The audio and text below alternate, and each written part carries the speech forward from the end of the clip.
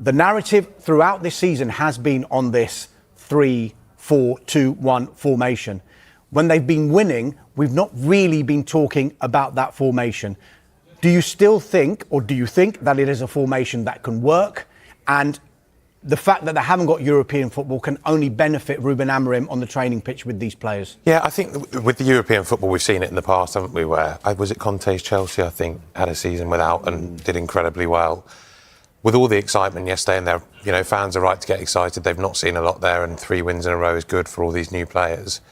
They're one of the biggest clubs in the country, and they don't have any distractions. They should be winning these matches, really. Liverpool was a great one to go there and do, but they should be beating Sunderland. They should be beating Brighton. So it's good progress for them, but with no distractions, clear weeks, this is what we should be expecting from them, regardless of how awful they've been in recent years and how far they've got to go to get back to their normal standards. I think the system, we must have all said at one time that he's got to change it, but I do think there was that moment where everyone was expecting one more defeat and that's Amorim done, and Jim Ratcliffe has said quite a few daft things at times during his debate. There's a lot of work to do there still in getting the players they need for a shape like that. But effort and commitment and energy, we see so many managers. Slot was talking about it yesterday. Enzo Maresca was talking about it in their defeat yesterday as well. Not winning second balls, not winning duels. Put some effort in and you're going to get some results out. The players seem to have switched on that we're not going to see the back of them anytime soon. Let's probably start running and seeing if we can make this work, and it's paid off so far. What does success look like for Ruben Amorim and Manchester United this season, and has that changed in the past 3 weeks? I think on the basis of where they finished last season, anywhere in the European conversation is going to be a huge transformation. I think we've done this now for 12 years where we reflex back to what United should be. What is Manchester United in 2025? Well, it's not a team getting outplayed by a fairly dismal Tottenham side in the Europa League final. It's not a side that's finishing in the bottom quarter of the table. So we know that's the starting point for this conversation, and clearly there has been progress made. But I think anyone who even looks at United and says, sort of top 7 or top 8 would be a good fit, it's absolute nonsense. It's still Man United, and it's still a club that's going out spending hundreds of millions every window. So you've got what would be a good season? Look, top 4 would be exceptional. I'd also say there's no chance of it happening. I'd say top 6. They've had a very good season, but again, it's watching and seeing if it sticks. It's seeing how long they can string it together. As I said earlier, they've got actually quite a kind run of fixtures coming up. See what they do with a little bit of momentum, a little bit of confidence. Now that the pressure's off Amorim for the time being, this could be a time when he's really able to put a stamp on this side, because so far I've not seen it from him at all. 3 Premier League wins on the spin for the first time, and I can't remember how long, but the first time definitely under Ruben Amorim, because he made it back-to-back wins for the first time under his management last time out as well. Riyadh, it was a huge win for Manchester United. We have been here before. The word false dawn seems to be associated with that club in the past few seasons, but and I've probably asked you this question before as well, does this one feel different?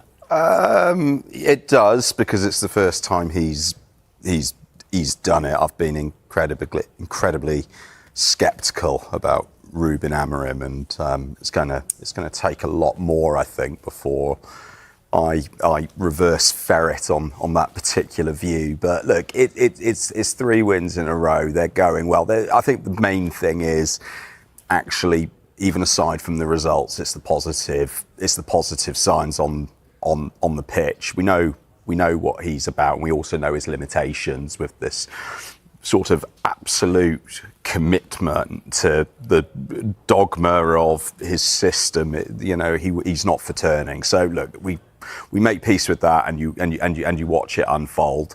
Now, what I saw yesterday, I think possibly the main things, aside from them actually winning a 3rd game in a row, you got guys like Cunha, guys like Mbemo, guys like Bruno tracking back, putting in a shift. You've actually now, for a lot of his reign, I've watched it wondering how much of these players actually buying into what he's telling them. I've not seen. I wouldn't ever say it's been a team that's really screamed of commitment to me. What I was watching yesterday and during this run, which we should remind ourselves is 3 games, so perhaps sort of hiring the open top bus is premature. But when we're watching that yesterday, you're seeing that it's very positive. They've obviously shown a few vulnerabilities towards the end. They sort of allowed that door to be opened again, but with United, we've got to be talking about baby steps because they've got to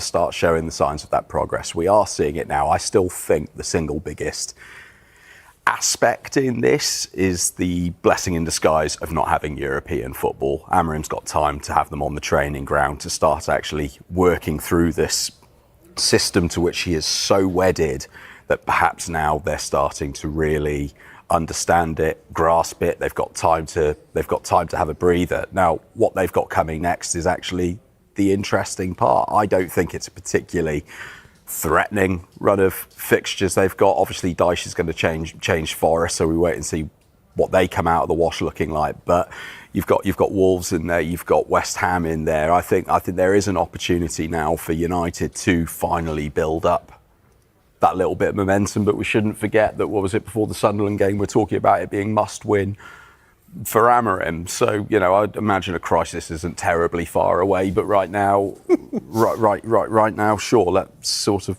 get incredibly optimistic. Criticism of late at Manchester United, and Riyadh touched on it there. In Cunha, in Mbeumo, do they have now the foundation of something special and maybe something that they can look forward to and think, we've got some players here now that we can hang our hats on? You're not going to mention Sesko then? No, look, but, I think that there was an amazing stat, wasn't there, in the first, 10 or 15 minutes where he hadn't touched the ball.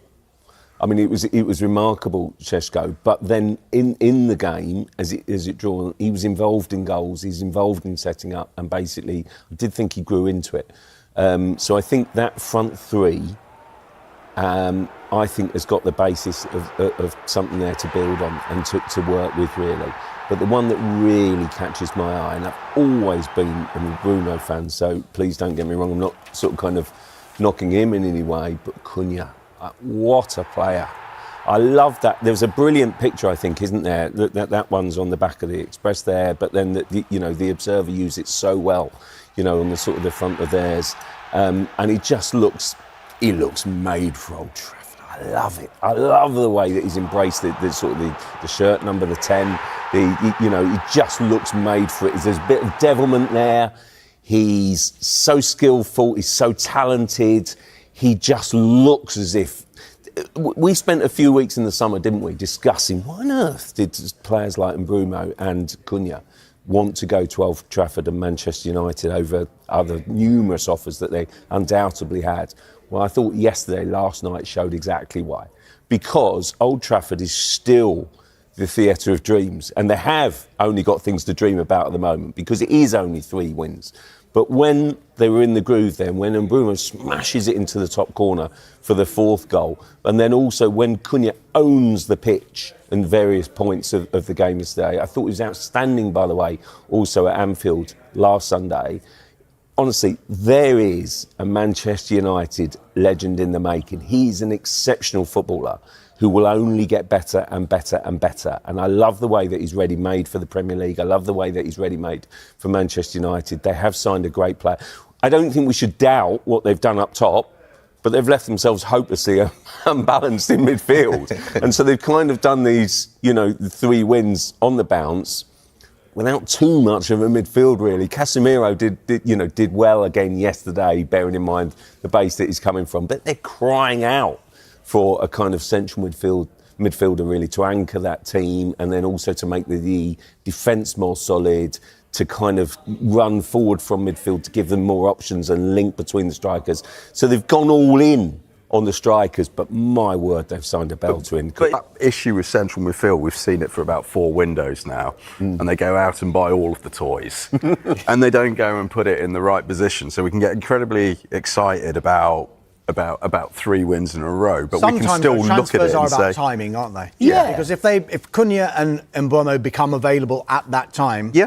and the budget may have to go on those players because he's pinpointed these Yeah. players as the players to take them forward, sometimes it is a longer process. And I think most United fans have accepted that this is not a 1 or 2 window fix. No, of course, you're right on that. When the player comes available at the right time, you take him. But we're all still looking at that team and saying, right, where's United's weakness? Well, it's right there in the middle of the pitch. Yeah.